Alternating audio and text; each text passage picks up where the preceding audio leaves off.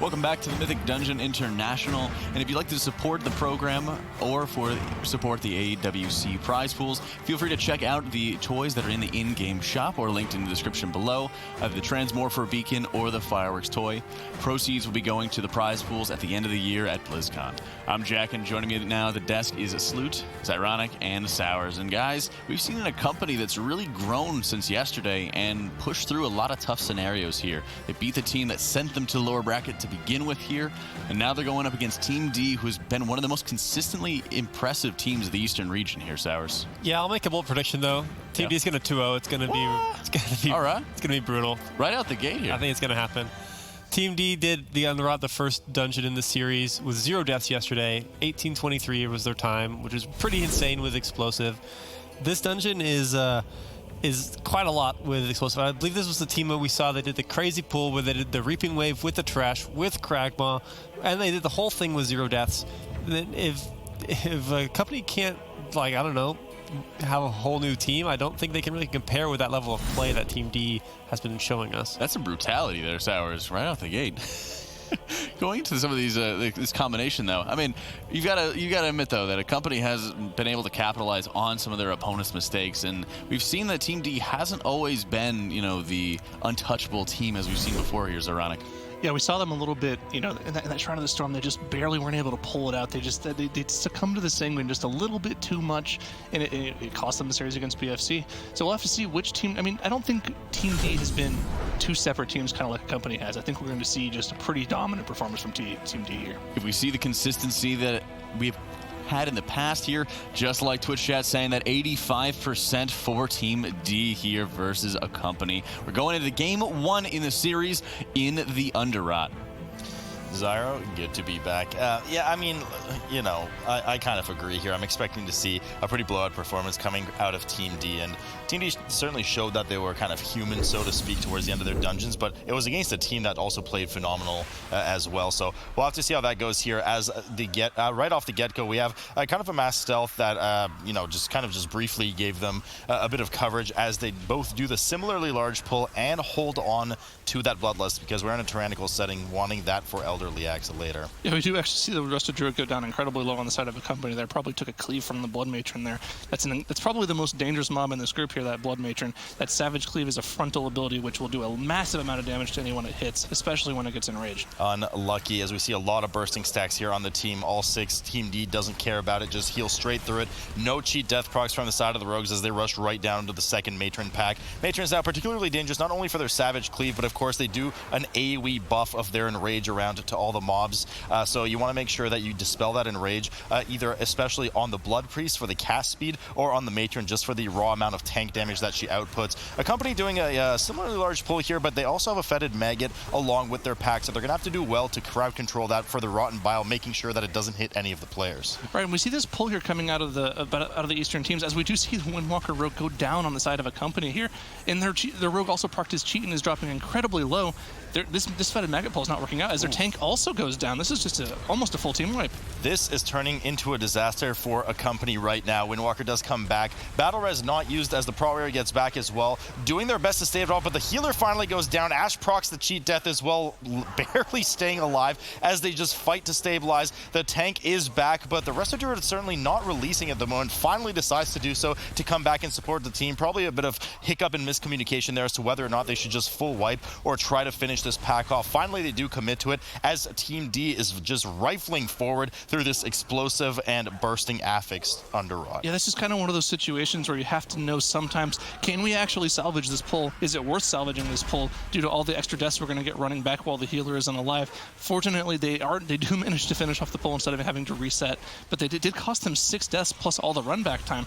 Now, Team D did already get to the boss. They did already proc their first Reaping Wave, and they are using that Unholy DK once again for more boss damage. More boss damage, but also advantage here for the Prot, whereas we already see that first Spell Reflect come on the Blood Bolt right on top of Liaxa as she takes 5% health from that. A lot of damage coming in here, but you got to watch out for those Blood Effigies that come from her Blood Mirror cast, as they need to be interrupted as well. They do an equal amount of damage with their abilities that the boss does, and the boss is certainly capable of one-shotting with that Blood Bolt for an unsuspecting tank or even DPS, because as soon as those Blood Mirrors spawn, they will actually snap aggro to someone else. So very essential that you interrupt that first one. No problem for them here, though, as they're already down to 35% on Liaxa. And once again, another death coming out on the side of Accompany here. They're going to have to use their battle res on that rogue, and that rogue won't get to use the full duration of the Bloodlust. But like you were saying with those blood effigies, those blood mirrors, that's just another +1 point for the DK, because instead of having to go out and interrupt it, he can just grip it right on top of the boss. They can cleave and interrupt it down.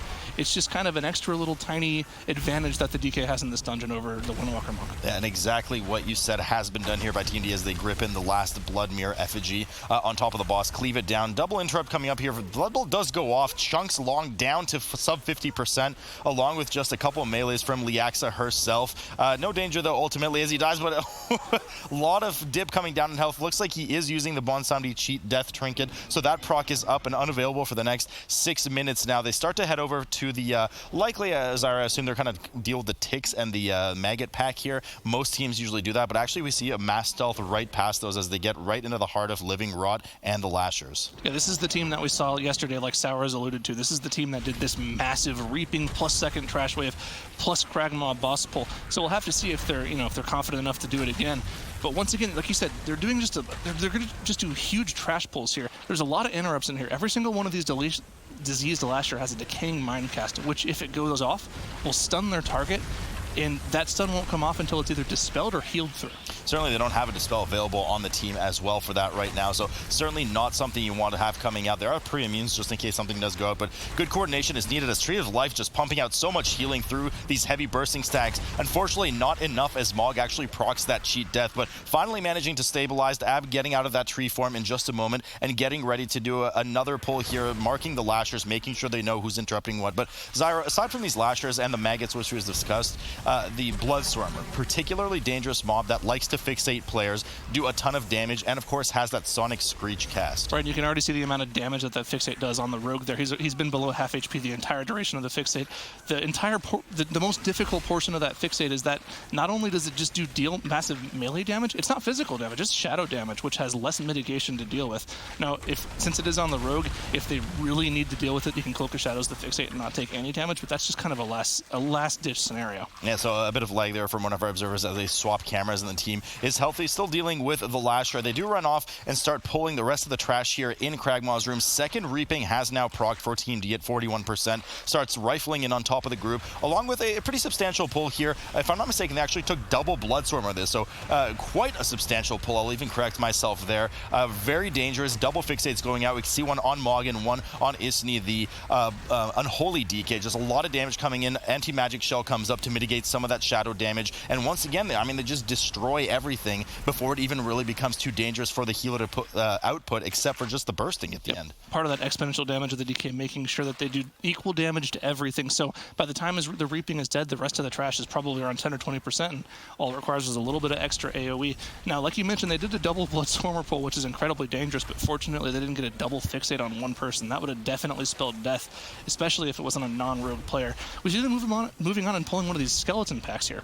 Yeah, skeleton packs, not too dangerous except for the Death Speaker. Let's talk a bit about Accompany here for a second. Another death from the Windwalker coming up. He does have the green swirly, for lack of a better term, in terms of icon design debuff on him, just wearing off, meaning he got clipped by one of the Lost Soul deaths on their first Reaping wave. So that is just sloppy play. Completely avoidable damage that you want to get out of dodge of. Of course, that 30-second debuff also decreases your healing and damage done by 10%. So they really need to sharpen up against this just stellar-looking Team D right now that is just cutting through this trash like warm butter, getting ready to proc once again, as we saw yesterday, their third Reaping wave. And I guess they're just going to do the same crazy big pull. Yeah, that'd be really impressive to see it from them twice. It's impressive to see it just one time, not only twice. So let's see if they actually manage to pull it off here. Once again, they're going to the same thing they did yesterday. They proc their third Reaping wave. They pull out the remainder of the trash in the room, which does have one of those Lashers and one of those Bloodstormers in it. So there's a lot of actual trash damage going off here. And they do end up pulling it into the boss. So there's going to be a lot of massive AoE damage and a lot of coordination on those interrupts here. A lot of coordination. We see a couple of Grave Balls going off on the side, but that's probably the least of the team's worries with the amount of other mechanics going on, plus interrupts, plus wanting to CC and get some stuns / interrupts on the Sonic Screech from the Bloodstormer. Everything just gets absolutely destroyed by the Unholy DK. DK. You know, not to, of course, forget the Rogues and the Prot were doing a substantial amount of AoE damage as well. Tree of Life just pumping out so much healing for AB right now. Everything has been stabilized. They've dealt with the third Reaping Wave. They've dealt with the rest of the trash in the room. And, I mean, they're just now chewing away at Kragma. Probably going to get about 3 Tantrum Waves. Tantrum, of course, being the main ability of the fight, that at 100 energy, Kragma will run to the center of the room and just pulse immense amounts of physical damage on the group while spawning ticks randomly throughout the arena that players will need to stomp. Yeah, and I think those ticks are probably like the feature mechanic of the fight. Every single one of the mechanics that Kragma does will spawn these ticks all over the place, and you'll have a very finite amount of time to run over them and soak them. If you do not soak them, they will spawn one of these blood ticks as you see on the ground, which will do a stacking debuff for every single melee they do.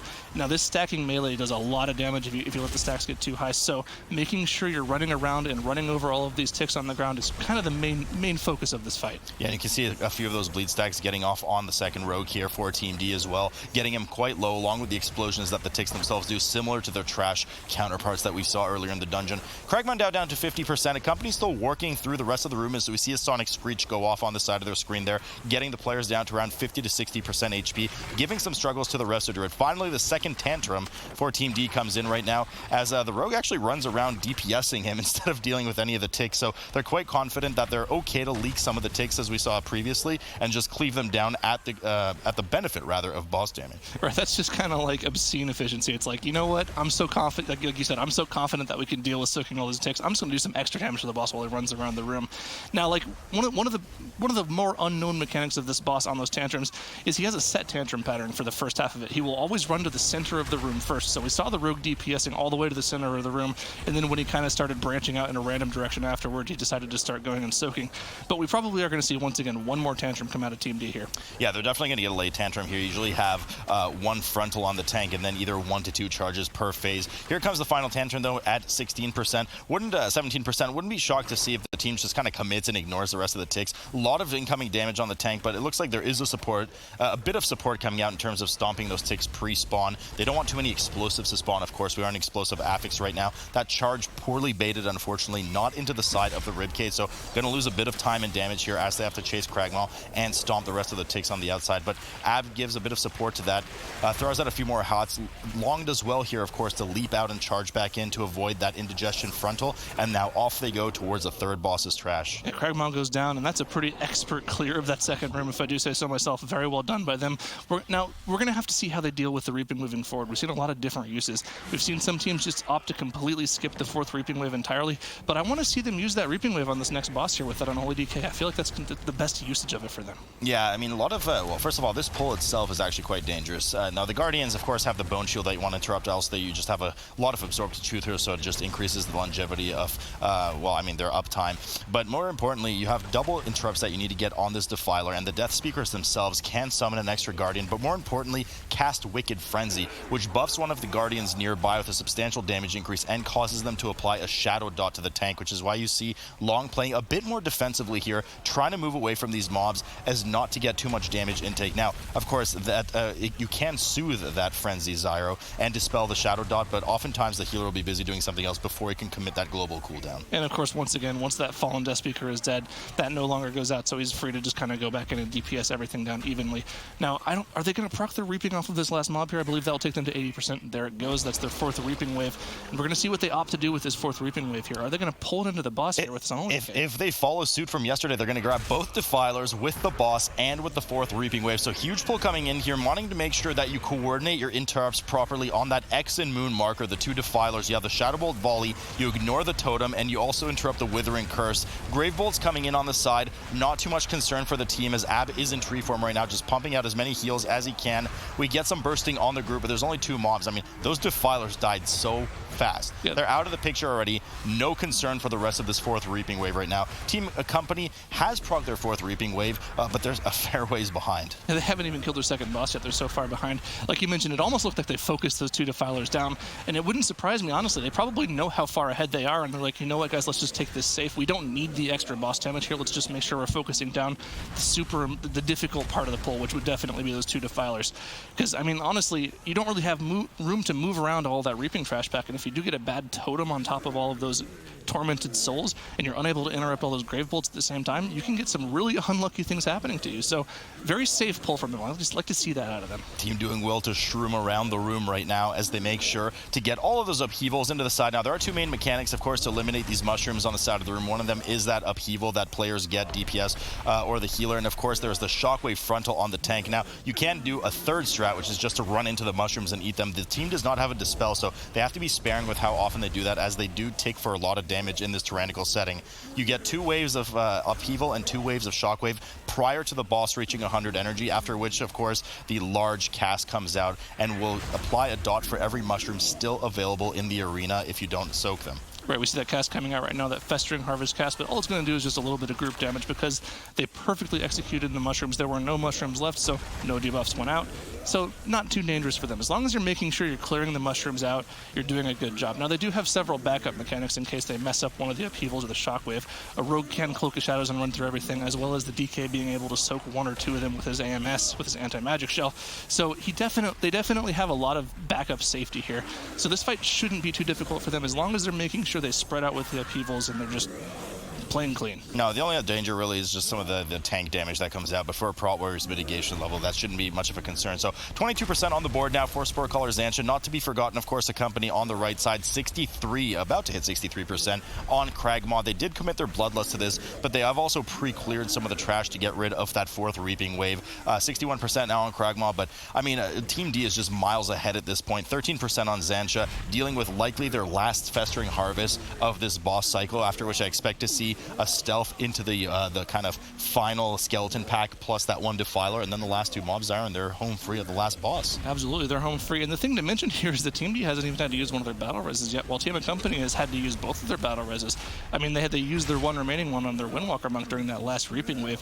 So even if Team D does make a mistake or two, they have both of those battle reses available to them. And I mean, even as a healer, one of the nice things about having this Unholy DK is there's not as much pressure on you as that healer because you do have that backup battle res, whereas in a Windwalker Monk group, you're the only one. If you go down, the group's done.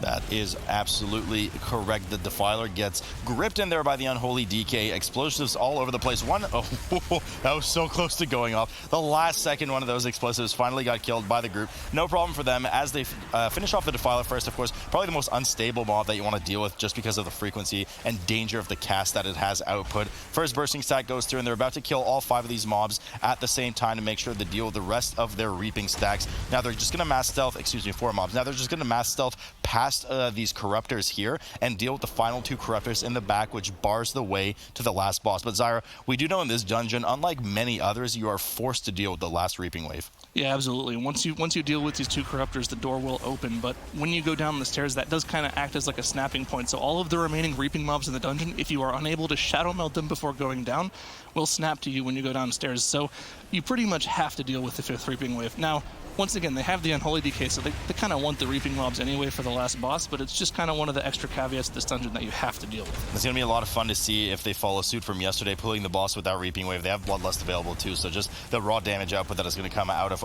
pretty much everyone in the group is going to be pretty phenomenal once these 2 Corruptors go down. Well done to dodge the maddening gazes here from the team and move away from those Abyssal Maws with the slamming tentacles in various directions. Now, there's a bit of role-playing here as we wait for that construct to open up the door to the final boss, getting just a bit of damage on these Lost Souls, and now the players are finally transported downstairs where the remaining Reaping Wave is getting a bit snappy with them as they join them downstairs, and here comes the boss pull. Yeah, this final boss in this dungeon is one of the most interesting bosses, I think, in the game in just terms of how mechanics work. His health bar isn't really a health bar. You kind of have to focus more on his energy bar. So when you deal damage to this boss, you deal damage to his energy rather than his health, and every single time you fill him up to 100 energy, he'll spawn 2 Blood Visage adds. Now, once you DPS down these Blood Visage adds, the boss will take 1/6 of his health and damage. So essentially what you need to do is you need to fill up his energy bar 3 times, deal with all 6 of the Blood Visage adds that will spawn, and then the boss will die.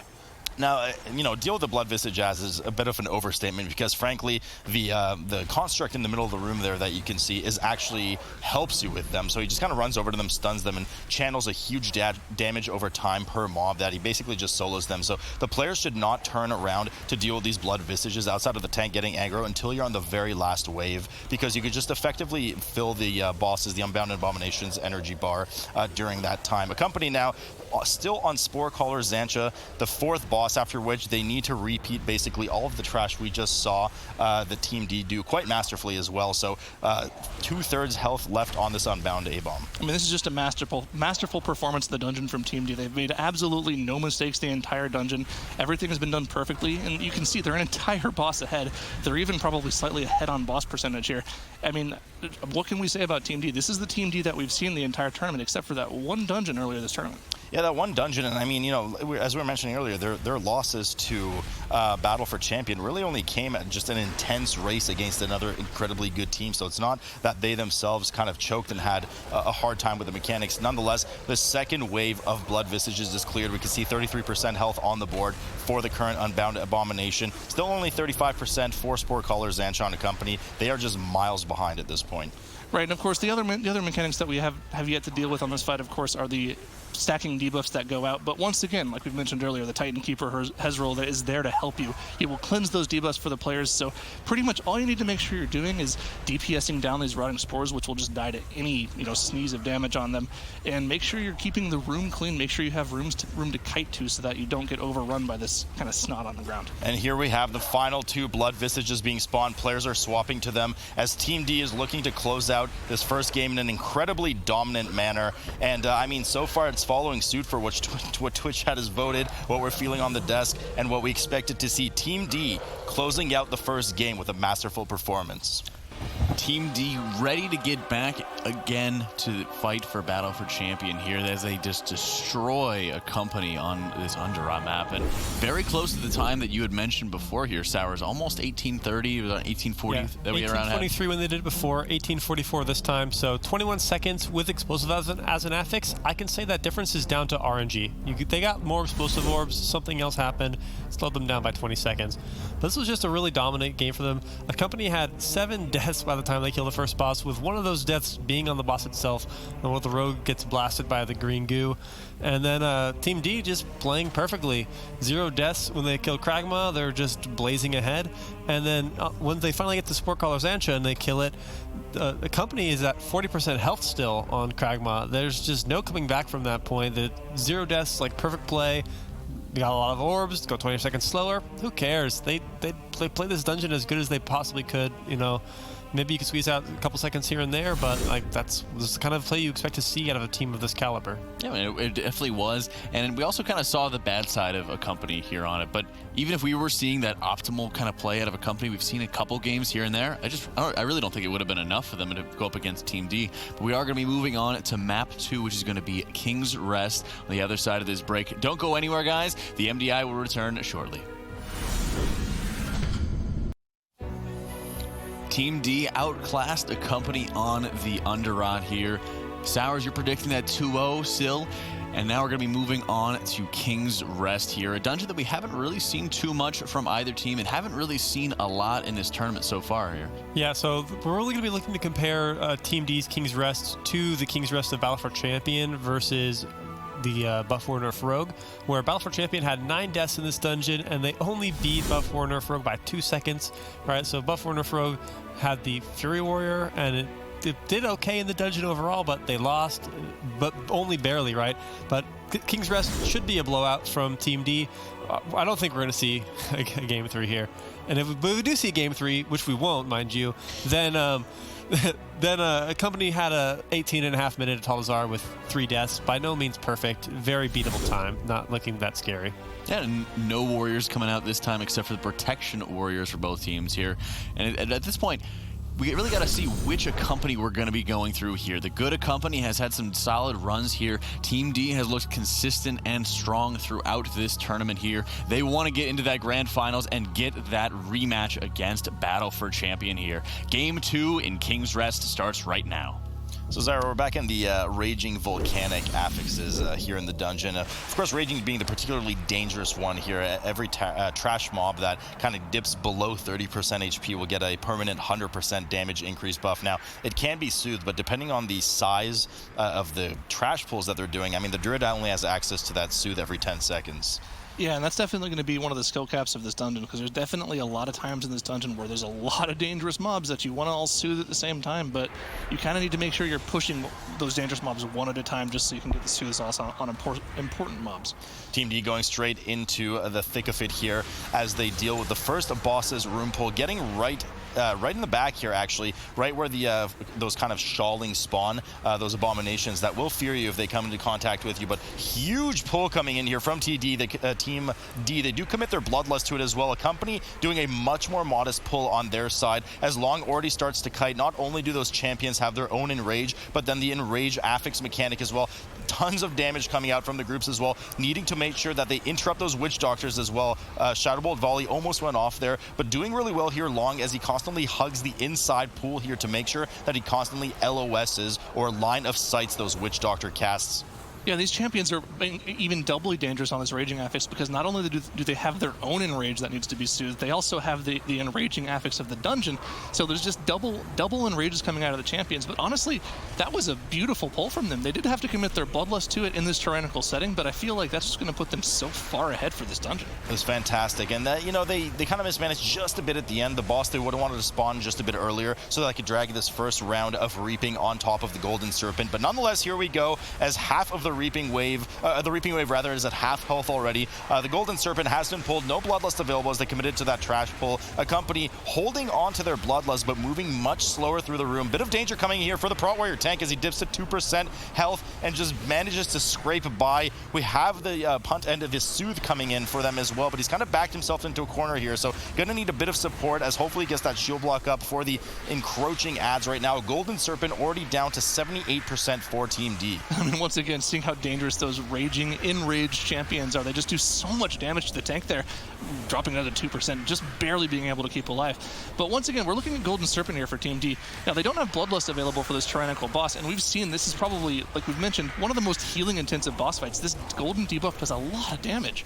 Yeah, and the real issue comes out from these animated golds, the GUIs on the side, because oftentimes you want range to kind of slow them, punt them away, what have you. So a lot of support will need to come here from Ab, who perhaps may be running Mass Entangle, but as well has the Typhoon or Ursul's Vortex available. So you know, you want to make sure that they are killed if they get too close to the boss, and we do know that in a recent patch they were actually nerfed by about 75-80% of their health, so should they get too close to the melee, we'll have to turn around and cleave them. But otherwise, the boss really doesn't do too much except for just the healing intensity of the dot and needing to well coordinate where you drop those pools, because Zyro, if you kite the boss too far from where the pools are dropped and they're too spread out, you could end up in a disastrous position where the mobs kind of go around the opposite side of the pool and run into the front of the boss. Yeah, we'll see definitely good positioning from the tanks here, where we will see them definitely kite around one side of the room. Now, on the side of Team Accompany, they are able to use their bloodlust on the boss as a kind of a foil to Team D, where they had to use their trash on that massive AoE pull. But honestly, they're 60% ahead on the boss.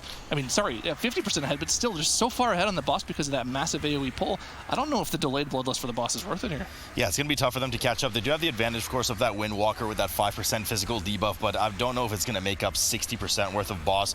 We have 5 seconds left on their bloodlust. That'll be falling off in just a moment as Team D just now getting to the last quarter of health for the Golden Serpent. Tank well moving out of that AoE. That will do a substantial amount of physical damage and knock you back if you stay in it. And now they are just moving as minimally as they can around the center pool area to make sure that those kind of blobs come in from the same side. I mean, there are so many times on this boss where we've seen healers that run almost at the end of the fight because of how much damage is going out. We see on the side of on Team D that their healer is still at like 40% mana, so they're definitely doing a lot of work here, making sure they're spreading out the debuffs. Fortunately, I mean, it's random targets, but using their personals as they get the debuffs here, making sure their healer doesn't have to do too much healing. I'm kind of worried for Team Accompany here. Their healer is relatively low on mana, like around 60%, while the boss is at 60%, so we'll have to keep an eye on that. But we do see Golden Serpent going down for Team D. Yes, Golden Serpent is indeed killed here by Team D. Now, I like seeing that they were using some pre-immunes as well, cloaks, pre-AMS, to try and get rid of that golden debuff that plagues the players on that fight, and then you get rid of one of the GUIs as well and just save a ton of healing. So well done by them as they get into the middle of of this gauntlet area right now. Now, on live servers, these are usually random spawns for the 4 packs, but for the integrity of the tournament, we have kept this consistent. So the packs will always spawn in the same fashion in this gauntlet. And as we've seen with many other teams, especially in the West for this particular room, they will pull the 2 constructs that they skipped at the beginning of the dungeon into this room. Now, this is very, very dangerous, as these have a massive frontal Zyro that could just rock your world. And not just that, but we're going to enter that enraging on them soon. Like you mentioned, it's a massive frontal, which will also stun you if you get hit by it. So it's just definitely DPS downtime. The reason they're pulling this into this room is not only for the extra mob count that they give, but also during the RP, there's nothing to hit. So they're making sure that they're just, you know,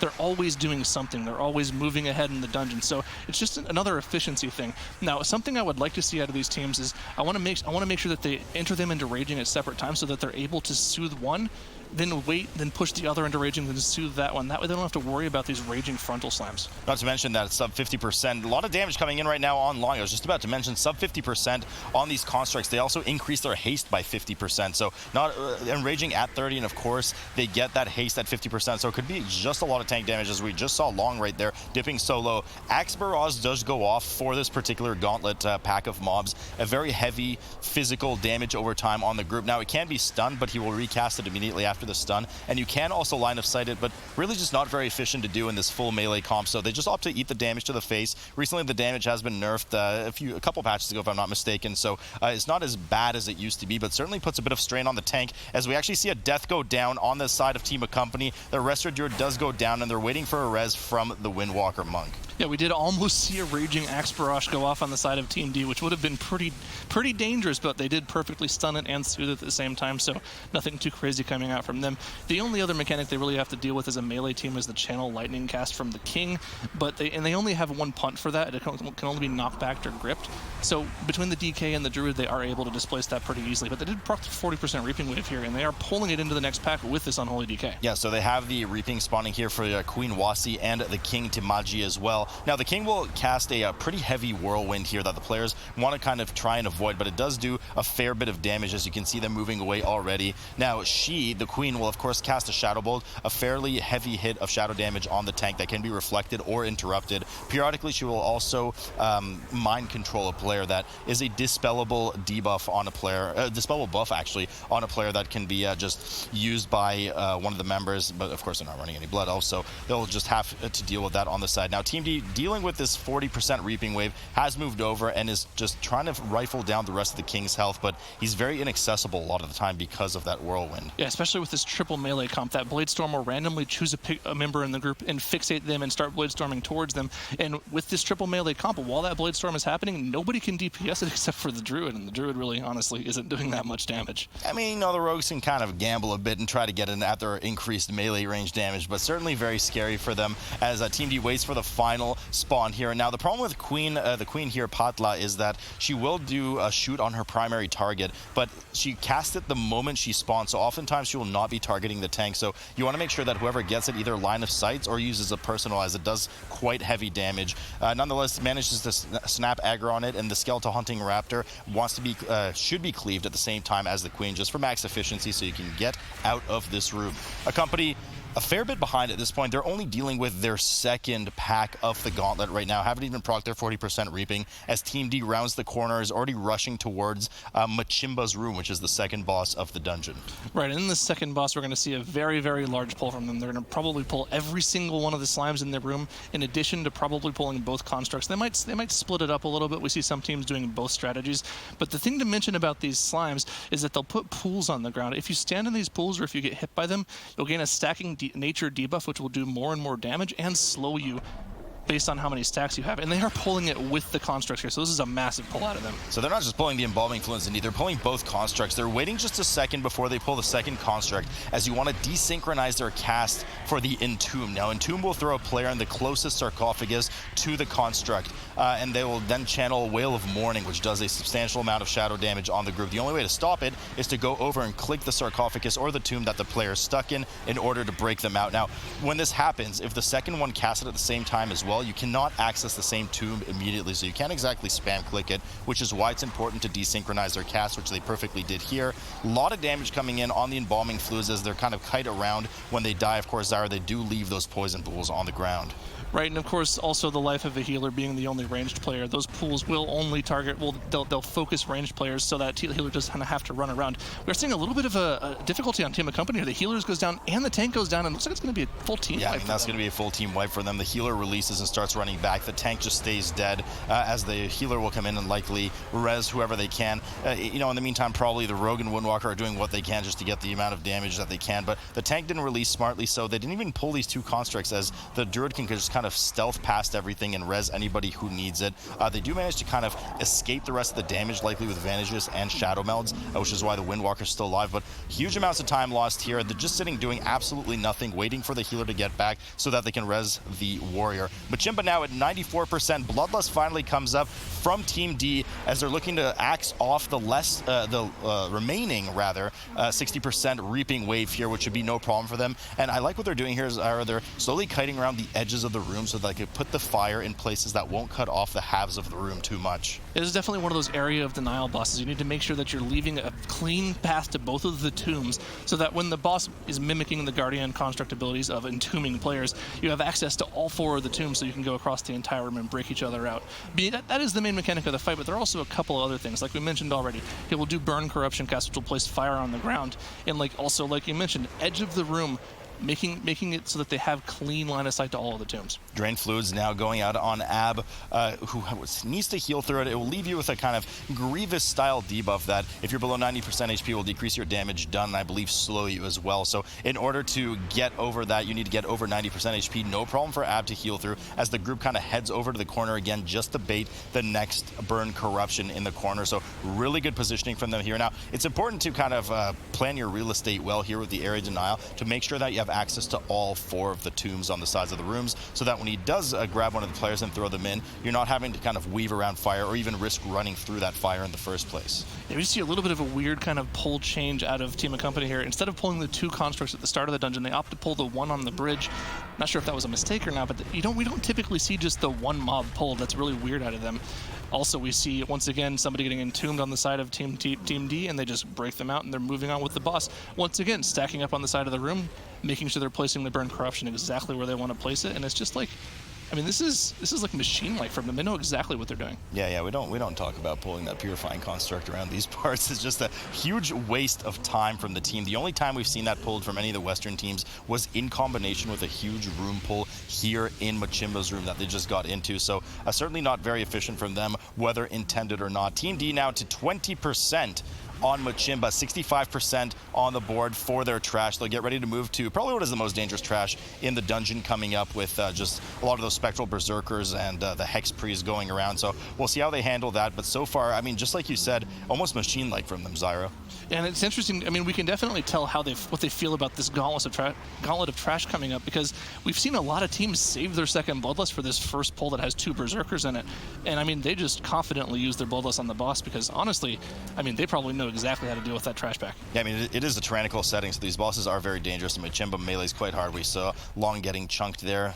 3 people run over to the rescue of, 2 people run over to the rescue of the Rogue who was entombed there. Team D now downing Machimba and quickly heading up the stairs to where we're going to see an absolute flurry of Berserkers. Now, most notable mobs here, I would say, are probably the Berserkers. Hex Priest with a close second as well. Berserkers are particularly dangerous as they will apply a bleed debuff to their closest proximity, highest threat target. So that means that if the warrior is not near them when they cast it, they'll cast it on a melee or whoever's close. This bleed debuff lasts 10 seconds, and they will reapply it once every 8 seconds. So you need to do something during those last 2 seconds. Stun it, get away from it, whatever, to make sure that you're not getting more than 1 stack, because those stacks, Zyro, plus enraging is going to be really disastrous for the tank. Now, one of the benefits that Team D has over Team Accompany is that those bleed debuffs can go on pets.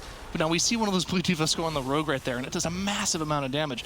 But like I was mentioning, it can go on pets. So if this Unholy DK really has that great pet macro, he can actually see when the Berserker is going to jump, manually move his pet to that small purple swirl on the ground and sacrifice his pet. Now that's kind of a worst case scenario. You don't really want to be sacrificing your pet as a DK, but it's just kind of one of those plays you can make as a DK that you don't have an option on the side of Team company for. Sorry. No, it's all good. We see the Frost Shock come in, what I was going to say, for Isni there on the Unholy Deacon. Now, the Frost Shock is a random application from the Witch Doctor to a random player. Will decrease your movement speed by 50% and also just hit you with a fair amount of frost damage. So Instant Dispel comes out there from Ab, who did use his 3-minute cooldown Tree of Life to get through that particularly difficult pack. Now, they decided to combine this Brute here with the Raptors and, of course, the Beastmaster. Raptors, not really too much threat. They jump to a random player and just do a frontal cleave, move out of the way. The Brute hits the tank quite hard and has a huge area of denial that will pop players up right here, as you can see. Does a lot of damage. Ab actually goes down, so the next thing we were going to mention is that the Beastmaster has a frontal poison barrage that you want to make sure to point away from the rest of your team. Unfortunately, they're both Isni and Ab were affected with the poison. You can only dispel one of them, and it just takes so hard. Right, that was just poor. That was probably one of the. I mean, we were saying their machine like that was just one really weird death out of them. We don't really see Team D making that many mistakes. But honestly, if that's the only mistake they make the entire dungeon, we'll take that out of them. This is probably one of the worst trash packs for triple melee to deal with because of that Spectral Brute. I mean, I believe a Ground Crush was going out at the same time, so they definitely didn't have that much different directions to run into. So, I mean, just kind of one of the things about the Spectral Brute is that as a triple melee comp, you can't get in to do damage to anything whenever that AoE Ground Crush is going off. Otherwise, you get knocked to the ceiling and spend even less time. You have even more downtime when you're knocked to the ceiling. 83% on the board as the 4th Reaping Wave comes in for Team D on the bridge here. They combine it with a Berserker, Hex Priest, and Witch Doctor pack coming up. So a lot of damage coming in on Long, whose trinket just goes off cooldown, the Cheat Death Trinket from 170, but 2 stacks of the Berserker Bleed on Long right now is going to require a lot of attention from Ab, who is just regrowth spamming and wild growth spamming on the side of the room. 2 stacks are finally up right now, doing well to make sure that he gets all of the Risen Soul debuffs dispelled from Long as frequently as possible. Accompany now, of course, at 15% from Machimba on the right side of the screen. Ash did just previously proc the Cheat Death as well, so won't have that available for about 6 minutes now. Yeah, but I mean, we just have to mention how far ahead Team D is right now. They've already dealt with almost more than half of this trash gauntlet, and I mean, they haven't even killed the second boss on the side of Team Accompany yet. So this masterful trash pulling from Team D, as they're probably planning on skipping the rest of it, or maybe just doing one more trash pull at the end. I mean, they're just playing so perfectly in this dungeon so far, minus just that one hiccup. So we do see Mog kind of move ahead. Both rogues move ahead and get a double blind off on the pack just up there. The Witch Doctor, who drops that totem that AoE heals and Frost Shocks, and of course the Berserker that we've kind of talked about so much with the bleed, have been crowd controlled in the distance while they handle this essentially pack and a half. Now there's a Beastmaster in there. You want to make sure that you don't get that aim shot off of the edge of the platform. It will punt you a tremendous distance. They're doing their best to kind of crowd control as much as they can this poison barrage so it doesn't go off. We'll see likely another stun or a gouge, perfectly done by them there so that it doesn't get off at all. And finally the Raptor goes down, and then they will head over to the remaining 2 crowd controlled mobs. It's important to mention at this point in the dungeon, they don't need any more trash percentage. That last final mini boss gives about 4 to 5% trash, so they don't need to kill these. I'd be surprised if they actually do. They're probably going to run past and shadow meld. So I mean, they're just going to move on. They have boss, mini boss, boss, and then they're finished with the dungeon. So this council here is probably the most raid boss-like of any dungeon boss I think I've ever seen in this game. Yeah, I mean, you know, boss is a bit of an understatement for these 2 tyrannical remaining bosses. Now, this is a very long fight, and we're starting with a council-style encounter here, where they sequentially come out one by one, but we are starting with what is at least coveted as the most difficult of the 3, Kula right here. The reason for that being is that she will add a Sever Axe debuff to a player that lasts for 30 seconds and does a tremendous amount of damage, physical damage over time. Now, you can dodge or parry this attack, and they'll be lucky to do so depending on who it goes on, which is one advantage that a Demon Hunter nicely brings to them.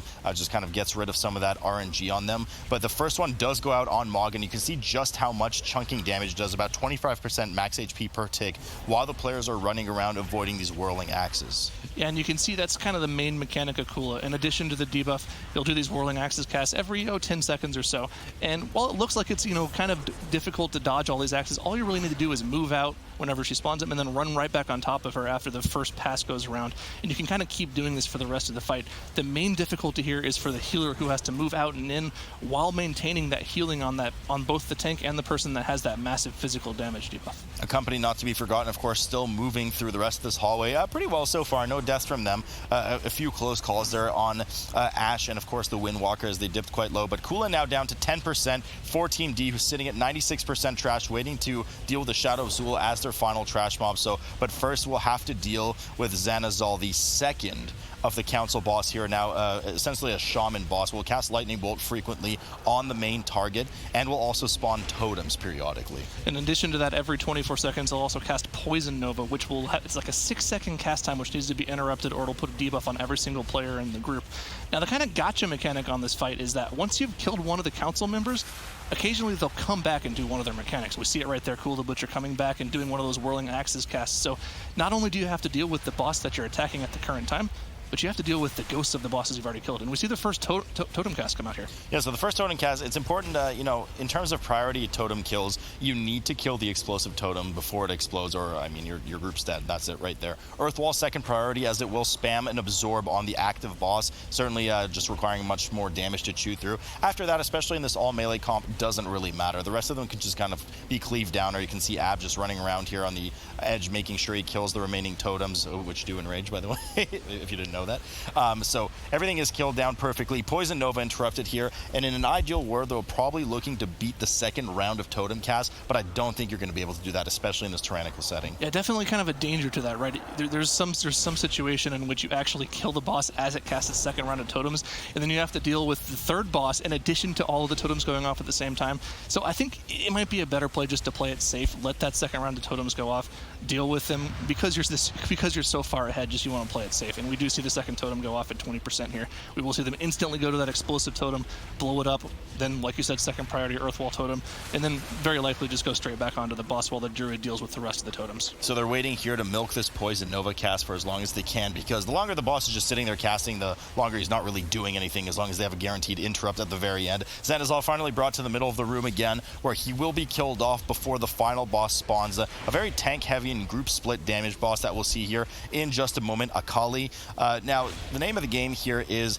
when you get the barrel cast on you, you want all players to stand in line and soak some of the damage. Every player that is hit with the barrel through will absorb some or split some of the damage. You can, however, also avoid or solo it, as you can see on the side here from one of the rogues. The barrel through will recast on a player afterwards the more you do this, but most importantly as well is the debilitating backhand. That is a tank debuff application. If it connects with you, which it did there, it will do a lot of damage and also cause you to take an increased amount of damage because you have severely reduced armor. This is actually a really interesting sequence they did here. They double vanished the first two barrel through casts, then they got the debilitating backhand, but because he hadn't cast the barrel through yet, he instantly queued up a barrel through right after the debilitating backhand, which meant the tank could just go in and DPS while he had the debuff. That's a really impressive, like, just note from them. Now, we do see both of the gotcha mechanics coming back. Zanazal the Wise casting Poison Nova in addition to the Whirling Axes from Kula.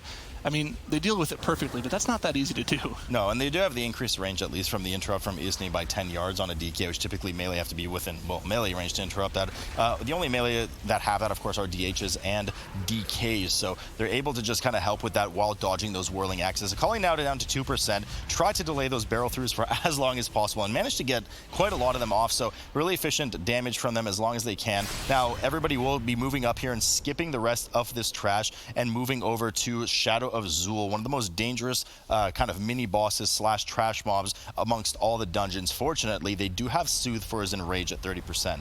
Right, I feel like I'm going back to Oldir all over again. Once again here, Shadow of Zul does mimic a lot of the abilities from the Oldir raid, if you did participate in that raid. But pretty much, I mean, what he's going to do, the main focus here is that he does a lot of tank damage. It's almost all shadow damage, which warriors don't really have that much mitigation against.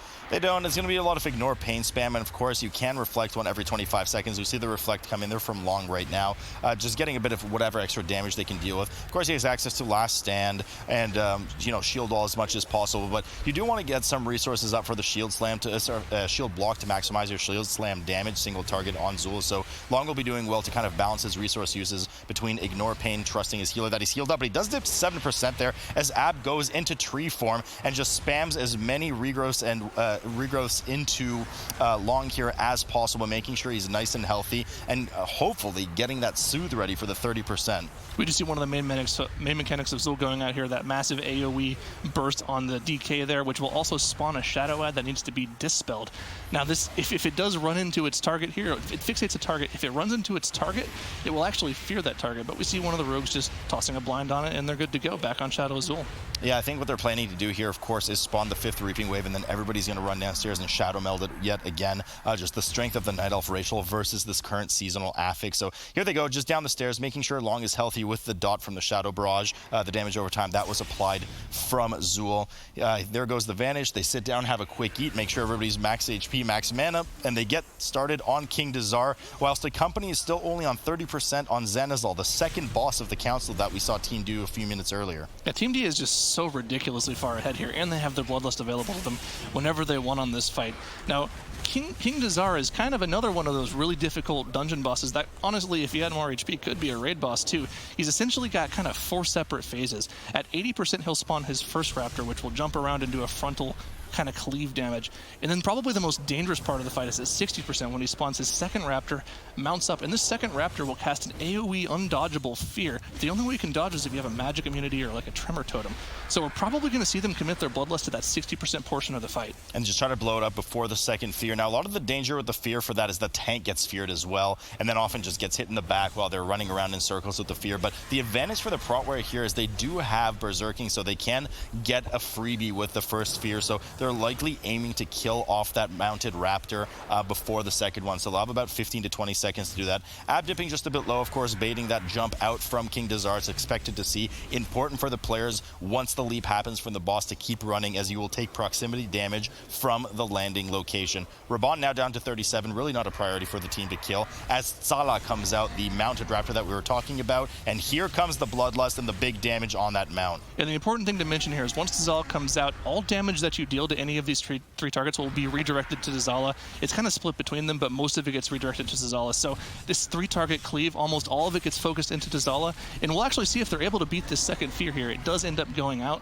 but the tank is far enough away from the boss where he doesn't even get meleeed in the back. So pretty much all of the danger of this fight is done.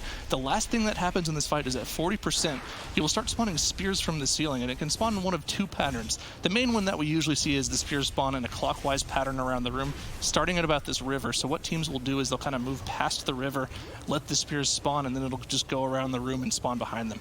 So we will see here 50% on King Dazar, and we'll see those patterns that you were talking about in just a moment. Blade combo, just pummeling the tank right now. 4 successive hits on the tank with increasing damage. Blockable, of course, but just a menacing amount of damage, but nothing that a Prot Warrior can't handle, especially when you have that shield block up. So the first pattern they're going to get, unfortunately, is actually the clockwise rotation pattern. They were caught on the wrong side of the river there, so they just very quickly and stealthily moved through kind of those spears and snaked their way through them before they got hit and stunned. So that was a bit scary from them, but they realized the position they were in. So rather than kind of backpedal and kite the boss in a full circle, they just decided to just take their chances, cross the traps right away. Now they're waiting for to make the full circle. It is kind of hard to remember sometimes. We gloss over some of these mechanics and focus on only the main mechanics, but this Quaking Leap mechanic is actually incredibly dangerous. He'll target a player and leap at their location, and if that player hasn't moved away from where they were at the end of the Quaking Leap cast, they can almost get one shot from 100 to 0.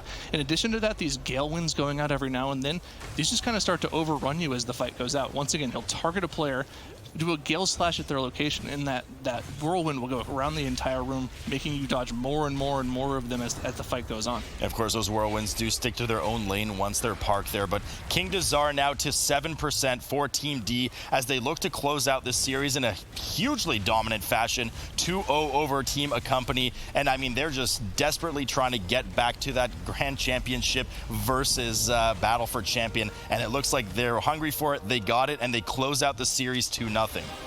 Team D telling Accompany to get out of their way. They got a grand final to make here as they take a very strong King's Rest away from them and move on to the grand final for that rematch against Battle for Champion. Second time for the MDI that we've had the first and second seeds here, Sours, going up against each other in the grand finals. Yeah, the grand final is going to be really crazy. Team D put on another dominant performance here. They actually even went faster than Battle for Champion did in the King's Rest, where Battle for Champion had so many deaths, right? So perhaps Battle for Champion's time could have been even faster than Team D's, but this was an unfortunately characteristic death here from Accompany at the start of the dungeon, where their healer just bleeds out to the Spit Gold debuff, and then after that, Team D just kind of plowed ahead, further and further ahead.